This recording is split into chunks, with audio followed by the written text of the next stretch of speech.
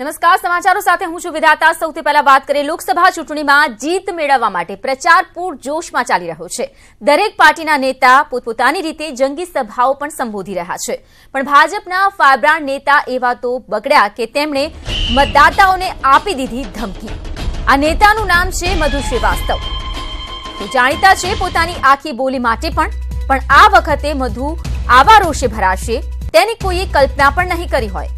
મધુ શ્રીવાસ્તવે મતદારોને કહી દીધું કે દરેક બૂથ પર કમળ ન ખીલ્યું તો ઠેકાણે પાડી દઈશ, કારણ કે હું દાદાગીરીથી જ લડવાનો છું।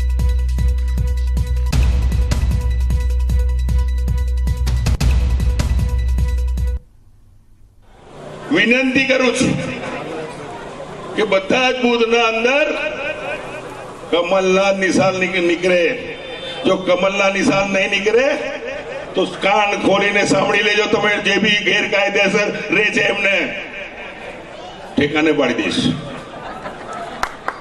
હું તો લડતો નથી, હજુ લડાવું છું ને, લડવા માટે તો દાદાગીરી કરીને કરવાનો છું કે વર્ષોથી અમે પાલી રહ્યા છીએ। પાણીની લાઈન આપી, લાઈટ બી આપી, ડેરેજ બી આપી, બધું જ અમે આપ્યું છે। પંચાયતને વેરો નથી પડતા તમે ભાઈ। કોને કેવું છે ધ્યાન રાખી લેજો, કોને કેવા માંગી રહ્યો છું। વિનંતી કરું છું કે બધા જ બૂથના અંદર કમલના નિશાન નીકળે।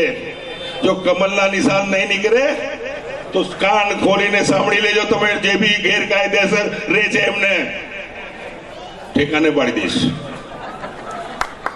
હું તો લડતો નથી, હજુ લડાવું છું ને, લડવા માટે તો દાદાગીરી કરીને કરવાનો છું કે વર્ષોથી અમે પાલી રહ્યા છીએ। પાણીની લાઈન આપી, લાઈટ બી આપી, ડેરેજ બી આપી, બધું જ અમે આપ્યું છે। પંચાયતને વેરો નથી પડતા તમે ભાઈ। કોને કેવું છે ધ્યાન રાખી લેજો, કોને કેવા માંગી રહ્યો છું। તો મતદાતાઓને ધમકી આપતા કહ્યું કમળને જ આપજો વોટ, દરેક બૂથ પર કમળ ન ખીલ્યું તો ઠેકાણે પાડી દઈશ। આ ધમકી ભરા શબ્દો સાંભળવા મળ્યા એક સભામાં। તો હું દાદાગીરીથી જ લડવાનું છું તેવું પણ કહ્યું। ઉલ્લેખનીય છે કે મધુ શ્રીવાસ્તવ પોતાના આ પ્રકારના અંદાજથી જાણીતા છે। તો જોડાઈ ગયા છે મધુ શ્રીવાસ્તવ ખુદ આપણી સાથે, ધારાસભ્ય ભાજપના। મધુભાઈ, ખાસ કરીને આપે જે ધમકી ભર્યા સૂરમાં મતદાતાઓને અપીલ કરી, આ કેવી આપનો અંદાજ, આ કેવી રીતે મતદાનની અપીલ? જોઈ લઈશ એ વાત કરીએ, ધમકી નથી આપી। તો આપે જે જણાવ્યું હતું કે જો વોટ ભાજપને નહીં આપો તો પછી ઠેકાણે પાડી દઈશ, એનો શું મતલબ કાઢી શકાય મધુભાઈ? શું કાઢી શકાય? સીધી બેચીએ તો નહીં આપી, જે ગેરકાયદેસર હશે એને અમે છોડીએ નહીં। પરંતુ સાથે સાથે આપના સંબોધનમાં એ પણ વાત આપણે સ્પષ્ટ કરી, આપે જે જણાવ્યું હતું જાહેર સભામાં કે જે ગેરકાયદેસર રહી રહ્યા છે તેમને પણ આપે ધમકી ભર્યા સૂરોમાં કહ્યું હતું અને ધમકીથી દાદાગીરીથી લડવાનું છું તે શબ્દનો પણ આપે ઉલ્લેખ કર્યો છે। દાદાગીરી તો દાદાગીરીનો સવાલ જ આવતો નથી। દાદાગીરી કોઈ વોટ નથી આપતું। આપ પોતાના શબ્દોમાં બોલ્યા છો જાહેર સભામાં, જે વિડીયો પણ અમે સંભળાવ્યો તેમાં પણ સ્પષ્ટ સંભળાઈ રહ્યું છે મધુભાઈ। જાહેર સભામાં બોલ્યો છું મેં કે જે ભારતીય આવીને ગોચરમાં પડીને જમીનોને ફેલાન કરે છે એવા ગેરકાયદેસરને નહીં છોડું, સવાલ જ નથી। બિલકુલ, એટલે આ જ બાબતને લઈને આપણી પાસેથી અમે સ્પષ્ટતા માંગી રહ્યા છે। વોટની વાત તો વોટ તો ભાજપ જ જીતે છે। કોઈ તમારી ટીવી ને જે બકવું હોય બકવાને ખોટું કરવું તો બોલો, તમારે જે કરવું હોય તો પ્લીઝ આ અંગે સ્પષ્ટતા આપો, આપની પાસેથી સ્પષ્ટતા માંગી રહ્યા છે। હું તો લડતો જ નહીં, સવાલ ક્યાં છે? ભાજપ જીતવાનો એમાં કોઈ નક્કી સવાલ જ નથી આવતો। પરંતુ અપીલ આપના તરફથી જે થઈ રહી છે તે આ સૂરમાં કેમ? નરેન્દ્ર મોદી ફેર પ્રાઇમ મિનિસ્ટર બને છે એ આપણે આજે સૂચના આપું છું। પરંતુ આપની આ પ્રકારથી વાત કરવાની જે રીત છે જનતા તરફથી જે વોટ મેળવવા માટે આપ કરી રહ્યા છો, કેટલી યોગ્ય ગણી રહ્યા છો આપ? એમને 6 વખત નથી જીત્યો મેં। એટલે એનો મતલબ શું થાય છે મધુભાઈ કે દાદાગીરીથી જીતતા આવ્યા છો આપ? તમે મીડિયા વાળા મરચો મસાલો ભરીને, પરંતુ અમે કોઈ મરચું મસાલો નથી ભર્યો। આપની સભામાં આપ જે બોલ્યા છો એ જ અમે સંભળાવ્યું છે દર્શકોને, એ જ એના ઉપર જ અમે સવાલ કરી રહ્યા છે અને આપની પાસેથી સ્પષ્ટતા માંગી રહ્યા છે। આમાં કોઈ જ મરચું મસાલાનો સવાલ નથી। શું બોલે બતાવો, સંભળાવો ને। બિલકુલ, તો આપ જોડાયેલા રહેજો, અમે ફરી એકવાર આ વિડીયોને આપને બતાવીએ છીએ, સંભળાવીએ છીએ। કે બધા જ બૂથના અંદર કમલના નિશાન નીકળે. જો કમલના નિશાન નહીં નીકળે તો કાન ખોલીને સાંભળી લેજો. તમે જે બી ગેરકાયદેસર રહે છે એમને ઠેકાને પાડી દઈશ. હું તો લડતો નથી, હજુ લડાવું છું ને. લડવા માટે તો દાદાગીરી કરીને કરવાનો છું કે વર્ષોથી અમે પાલી રહ્યા છીએ. પાણીની લાઈન આપી, લાઈટ બી આપી, ડેરેજ બી આપી, બધું જ અમે આપ્યું છે. પંચાયતને વેરો નથી પડતા. તમે ભાઈ કોને કેવું છે ધ્યાન રાખી લેજો, કોને કેવા માંગી રહ્યો છું. તો મધુભાઈ, આપે સાંભળ્યું હશે, આપે જે પણ આપ્યું છે, જે પણ પ્રજાજનો માટે કર્યું છે તે આપની ફરજ છે, પરંતુ આવી રીતે આવા સૂરમાં બોલવું તે કેટલું યોગ્ય? નહીં કહેવા માંગ્યો, કોને કહેવા માંગુ છે એ કીધું છે. એ કોણ ગેરકાયદેસર આવીને ભોજનની જમીનમાં પડીને લોકોની જમીનનું ભેલાન કરતા હોય એવા લોકોને કીધું છે કે ભાઈ જોઈ લઈશ તમે. પરંતુ વોટ માટે ખાસ કરીને ગેરકાયદેસર રહેતા લોકો સાથે જે આ પ્રકારે આપે જે સંબોધનમાં જણાવ્યું તે બાબતને લઈને અમે આપની પાસેથી જાણવા માંગી રહ્યા છે. જે લોકો પાસે વોટ આપવાનો અધિકાર જ નથી એને કીધું છે કે ભાઈ જાણી લેજો, વોટ બગાડતા નહીં. તો આ અધિકાર નથી તો આપ વોટની અપીલ કેવી રીતે કરી શકો અને એ મતદાતાઓ કેવી રીતે જીતાડશે આપને? ખોટું બિલાન કરવા નીકળ્યા હોય એવાને માફ ના કરાય. અને હું આપને એ જ કહું છું કે ભલે તમે આજે ચૂંટણીઓ આવી છે, ચૂંટણી દરમિયાનમાં તમારે જેટલું કરાવવું હોય કરાવો, કઈ વાંધો નહીં. અમારે કઈ નથી કરાવવું, અમે તો બસ આપનો આ વિડીયો જોઈને આપને પૂછી રહ્યા છે. નહીં કરો ને, તમને બોલો કરો, સવાલ નથી આવતો. એટલે આપે જે સભામાં જે જણાવ્યું હતું તે નિવેદન પર આપ અડગ છો અને આપ જણાવી રહ્યા છો કે આપ જે કરી રહ્યા છો તે બરાબર છે. કહું છું તમને જે બોલવું હોય, જે છાપવું હોય છાપો. ધન્યવાદ અમારી સાથે જોડાયા તે બદલ. ધન્યવાદ મધુજી, ધન્યવાદ. તો પોતાના નિવેદન પર મધુ શ્રીવાસ્તવ અડગ છે. તેમનું કહેવું છે કે જે ગેરકાયદે રહી રહ્યા છે તેમના માટે તેમણે આ પ્રકારનું વાત કહી છે, આ પ્રકારનું નિવેદન આપ્યું છે. પરંતુ અહીં સવાલ એ થાય છે કે જે ગેરકાયદે રહી રહ્યા છે તેમના પાસે તેઓ વોટ માટે અપીલ પણ કરી રહ્યા છે, તો તેમના એ પ્રકારના મતદાતાઓ કેવી રીતે જીતાડશે? તો ભાજપ નેતા મધુ શ્રીવાસ્તવની ધમકીવાળો પ્રચાર જે છે તે સામે આવ્યો છે અને આ બાબતને લઈને અમે પણ તેમની પાસે સ્પષ્ટતા માંગવાનો પ્રયત્ન કર્યો, પરંતુ તેમણે આ પ્રકારે એટલે કે અડગ રહ્યા તેમના નિવેદનો પર અને ટસથી મસ ન થયા. તો ભાજપના રાષ્ટ્રીય અધ્યક્ષ અમિત શાહે અમદાવાદના વણઝર ગામથી રોડ શો દ્વારા ચૂંટણી પ્રચારનો પ્રારંભ કર્યો. ગાંધીનગર બેઠક પરથી ભાજપે શાહને લોકસભા ચૂંટણી મેદાને ઉતાર્યા છે. ત્યારે અમિત શાહે ચૂંટણી પ્રચારના ભાગરૂપે આજે સવારે 10 વાગ્યાથી અમદાવાદના એસટી હાઈવે પર આવેલા વણઝર ગામેથી રોડ શો શરૂ કર્યો. ભાજપના સ્થાપના દિવસ નિમિત્તે કેસરિયા સાફા બાંધીને શાહે વેજલપુર વિધાનસભા મત વિસ્તારથી રોડ શો દ્વારા પહેલા તબક્કાનું શક્તિ પ્રદર્શન કર્યું. આ road show Vejalpur, Sarkhej, Makarba, Anandnagar, Jivraj park જેવા વિસ્તારોમાં ફરી વસ્ત્રાપુર ખાતે પૂર્ણ થઈ.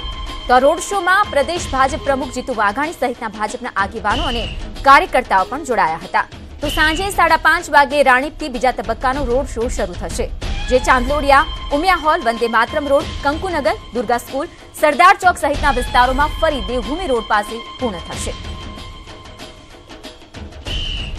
એક ઐતિહાસિક જીત અમિતભાઈ પ્રાપ્ત કરે, ભારત જીતે, ગુજરાત જીતે, દેશ જીતે એ પ્રકારનો ભાવ હું ભારતીય જનતા પાર્ટી વતી, અમિતભાઈ વતી, વેજલપુર વિધાનસભાના સૌ તમામ જ્ઞાતિ જાતિ વર્ગ સમૂહનો આભાર માનું છું, ઋણ સ્વીકાર કરું છું.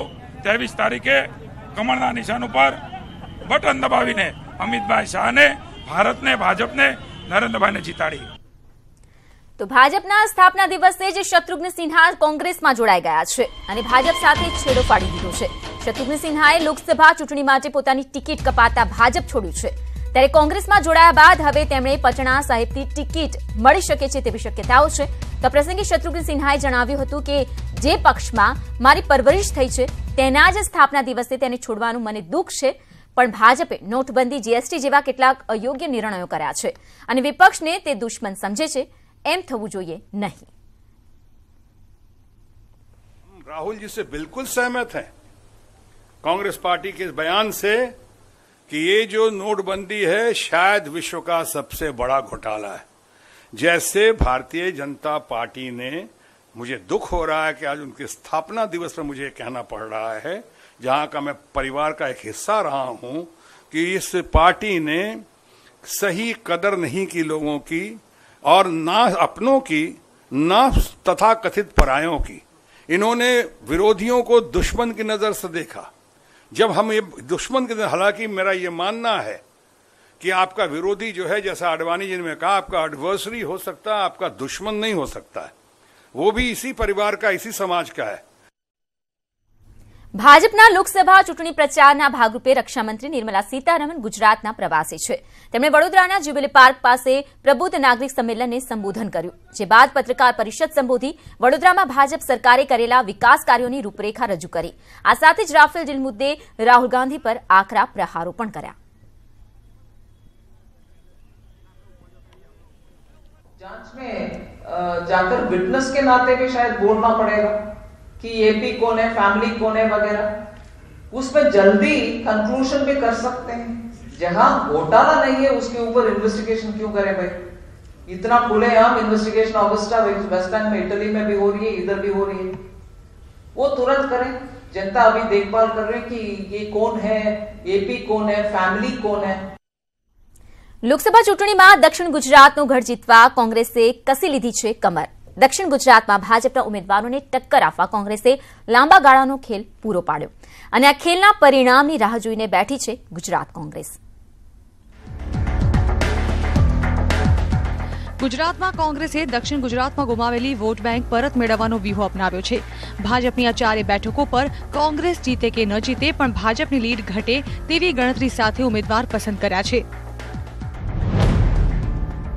દક્ષિણ ગુજરાતની 4 બેઠક સુરત, બારડોલી, નવસારી અને વલસાડ, આ ચારે બેઠકો પર ભાજપે ઉમેદવારો રિપીટ કર્યા છે, જ્યારે કોંગ્રેસે જ્ઞાતિ સમીકરણો ઉપરાંત સ્થાનિક સ્તરે ઉમેદવારની પ્રતિષ્ઠા, સ્વચ્છ અને કાર્યક્ષમ છબીને પણ પ્રાધાન્ય આપ્યું છે, જે ભાજપની વોટ બેંકને જરૂરથી અસર કરી શકે છે। સુરત લોકસભા બેઠક માટે ભાજપમાંથી કાઠિયાવાડી પાટીદારને કે સ્થાનિક તળ સુરતીને ટિકિટ આપવા માટે માંગ ઉઠી હતી, પરંતુ ભાજપે દર્શના જરદોશને રિપીટ કરીને વિવાદને શાંત કર્યો હતો। પરંતુ કોંગ્રેસે ભાજપમાં ઉઠેલી માંગ કોંગ્રેસમાં કાઠિયાવાડી પાટીદાર અશોક અદેવાડને ટિકિટ આપીને પૂરી કરી અને દીર્ઘદ્રષ્ટિ દર્શાવી। અહીં પાટીદારો ઘણા સમયથી ભાજપથી નારાજ છે, ત્યારે અશોકને ટિકિટ આપીને કોંગ્રેસે સુરત સાથે બારડોલી બેઠકમાં આવતા પાટીદારોને પણ મનાવવા પ્રયાસ કર્યો છે। બારડોલીમાં ભાજપે પ્રભુ વસાવાને ટિકિટ આપી છે, જ્યારે કે કોંગ્રેસે ડોક્ટર તુષાર ચૌધરીને ટિકિટ આપી છે। ત્યારે બારડોલીમાં આવતા સુરતના વિસ્તારમાંથી પણ ઉમેદવારની પસંદગીથી કોંગ્રેસને ફાયદો થાય તેવી શક્યતા છે, જે કદાચ તળ સુરતી ઉમેદવારને ટિકિટ આપવાથી કોંગ્રેસને ફાયદો ન મળી શક્યો હોત। નવસારીમાં પણ સ્થાનિક કોળી પટેલ ઉમેદવારની માંગ ભાજપમાં થઈ હતી, પરંતુ ભાજપે સીઆર પાટીલને ટિકિટ આપી હતી, જેથી કોળી પટ્ટામાં રોષ જોવા મળ્યો। કોંગ્રેસે નારાજ કોળી પટેલોને પોતાની તરફ ખેંચવા સ્થાનિક ધર્મેશ પટેલને ટિકિટ આપી છે। યુવા નેતા ધર્મેશ પટેલ કોળી પટેલોમાં વર્ચસ્વ ધરાવે છે, જેથી ગત વખતની જેમ સીઆર પાટીલને મળેલી જંગી લીડ કદાચ આ વખતે ઓછી થઈ શકે છે। વલસાડમાં ડોક્ટર કેસી પટેલને ટિકિટ આપવાની સાથે જ ભાજપમાં રહેલા તેના ભાઈ ડોક્ટર ડીસી પટેલ નારાજ થયા છે। તેની નારાજગી કોંગ્રેસ ઉમેદવાર જીતુ ચૌધરી માટે આશીર્વાદ રૂપ સાબિત થઈ શકે છે। વળી જીતુ ચૌધરી છેલ્લી 4 ટર્મથી વિધાનસભાના સભ્ય રહી ચૂક્યા છે। આદિવાસી અને પરંપરાગત મતદારોમાં વધુ ભંગાણ થતું અટકાવવા કોંગ્રેસે જીતુ ચૌધરીને મેદાને ઉતારી જીતવા માટે સજ્જ કર્યા છે। આ બેઠક પર કોંગ્રેસે આદિવાસી વોટ બેંક ફરીથી અંકે કરવાની નેમ રાખી છે। ભાજપની રિપીટ થેરેપી તેમજ ભાજપમાં અલગ અલગ જ્ઞાતિના ઉમેદવારોની ઉઠેલી માંગને ધ્યાને રાખીને કોંગ્રેસે ચારેય ઉમેદવારોને ટક્કર આપી શકે તેવા ઉમેદવાર પસંદ કર્યા છે, જે ભાજપની વોટ બેંકને મોટા પાયે અસર કરી શકે છે। Bureau report, news 18 Gujarati.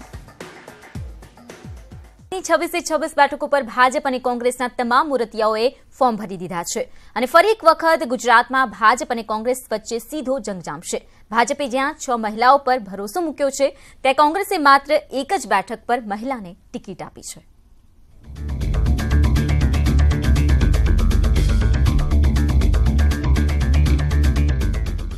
ગુજરાતની 26 બેઠકોના ઉમેદવારના નામ જાહેર કરવામાં કોંગ્રેસ અને ભાજપે એડી ચોટીનું જોર લગાવ્યું અને સક્ષમ ઉમેદવારો મળી પણ ગયા, પણ શું આ મનોમંથનની મહેનત બંને પક્ષોને કામે લાગશે ખરા?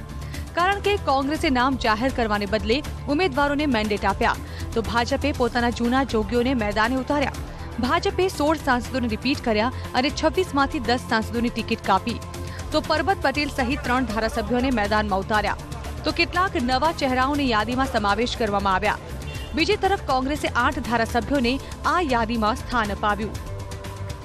આમ તો મહિલાઓને 33% અનામત સંવિધાન અનુસાર આપવી જરૂરી છે, પરંતુ ગુજરાત લોકસભાની બેઠકોમાં ભાજપે જ્યાં 33%ને બદલે 25% મહિલાઓને એટલે કે 6 મહિલાઓને જ ટિકિટ આપી, તો કોંગ્રેસ પાર્ટીએ માત્ર અમદાવાદ પૂર્વ બેઠક પર ગીતા પટેલને મેદાને ઉતાર્યા તો તેમને ભાજપના એચ.એસ. પટેલ ટક્કર આપશે।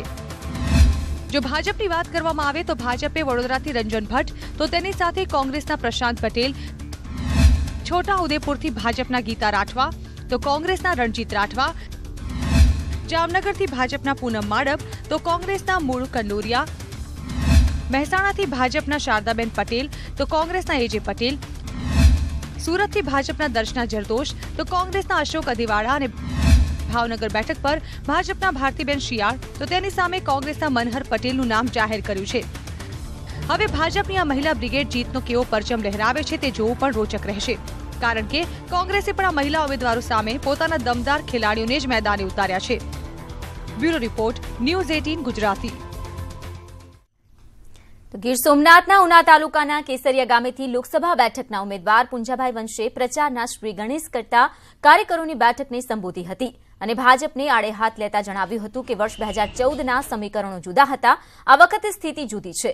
સ્થાનિક બાબતે વાત કરીએ તો જૂનાગઢ અને ગીર સોમનાથનો વિકાસ માત્ર કાગળ પર જ થયો છે।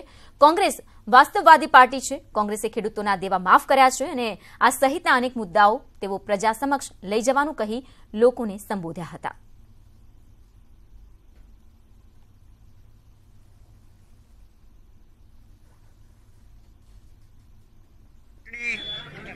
લડવા માટેના જે મુદ્દાઓ જે છે એ સત્ય, સાચું, લોકોને જૂઠા વચનો આપ્યા સિવાય સાચી વાત કહીને હું લોકો પાસે મત માગવા જાઉં છું અને એ જ રીતે મેં આજની તારીખ સુધીમાં મેં મત માગ્યા છે।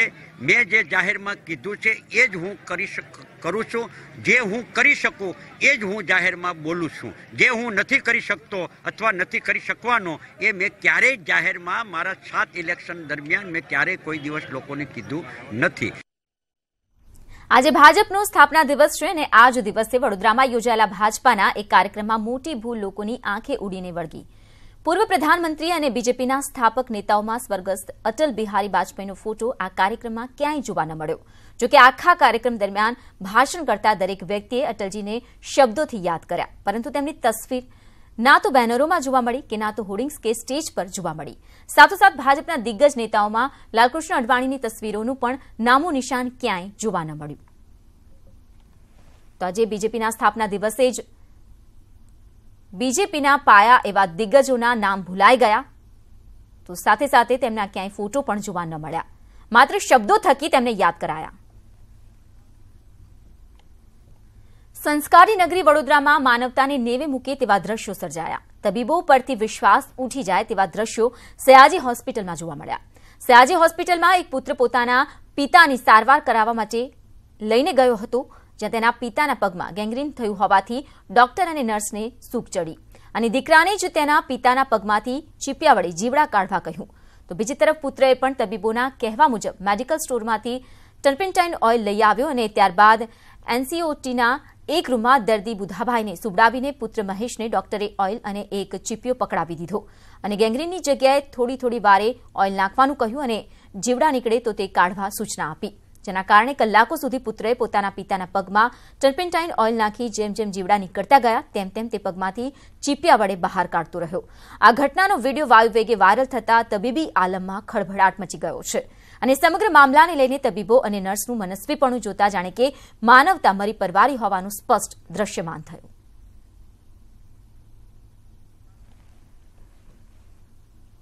દ્વારકા નગરી એટલે ભગવાન શ્રીકૃષ્ણની નગરી, જેનું ઐતિહાસિક અને પૌરાણિક દ્રષ્ટિએ પણ ઘણું જ મહત્વ છે।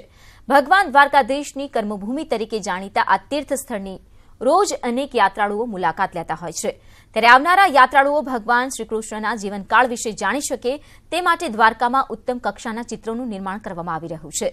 દ્વારકા નગરના ઇસ્કોન ગેટ, મંદિર ચોક, સુદામા સેતુ, સિદ્ધનાથ મહાદેવ મંદિર રોડ ઉપરાંત આ ચિત્રકળા કંડારવામાં આવી રહી છે. તમામ ચિત્રો લાંબો સમય ટકી રહે તેવા યોગ્ય રંગોથી બનાવવામાં આવી રહ્યા છે. તો અહીં આવતા યાત્રાળુઓ દ્વારકાને ધર્મનગરીની સાથે સાથે ચિત્રનગરી તરીકે પણ ઓળખે તેવા હેતુથી આ અનોખો પ્રયાસ થઈ રહ્યો છે.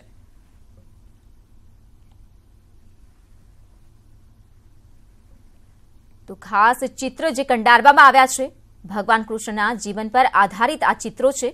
તો પ્રવાસી કૃષ્ણના જીવનકાળ વિશે જાણી શકે અને તે પણ ચિત્રો થકી તે માટે અહીં વિશેષ રૂપે તૈયારીઓ કરવામાં આવી રહી છે. તો નગરના વિવિધ સ્થળો પર આ ચિત્રો કંડારવામાં આવ્યા છે.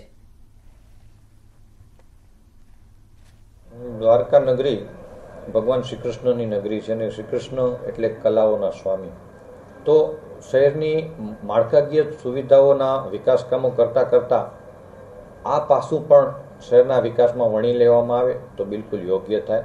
આ મધ્યવર્તી વિચારને ધ્યાનમાં રાખી અને નગરપાલિકાએ જે હેરિટેજ પ્રકારની કલા વારસો છે એની જાળવણીનું બીડું ઝડપેલું છે.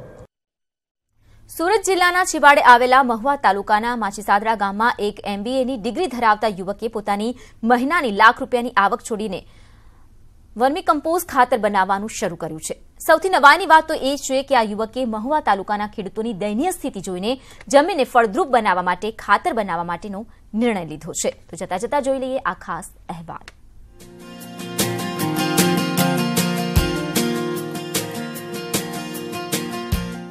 મહુવા તાલુકો આદિવાસી વિસ્તારમાં આવે છે. અહીંના માછીસાદરા ગામમાં રહેતા નરેન્દ્રભાઈ પટેલે MBAનો અભ્યાસ કરી હાલ વર્મી કમ્પોસ્ટ ખાતર બનાવે છે અને સસ્તા ભાવે ખેડૂતોને વેચાણ કરે છે. આ પહેલા નરેન્દ્રભાઈ એક મલ્ટીનેશનલ કંપનીમાં 1 લાખનો પગાર ધરાવતી નોકરી કરતા હતા.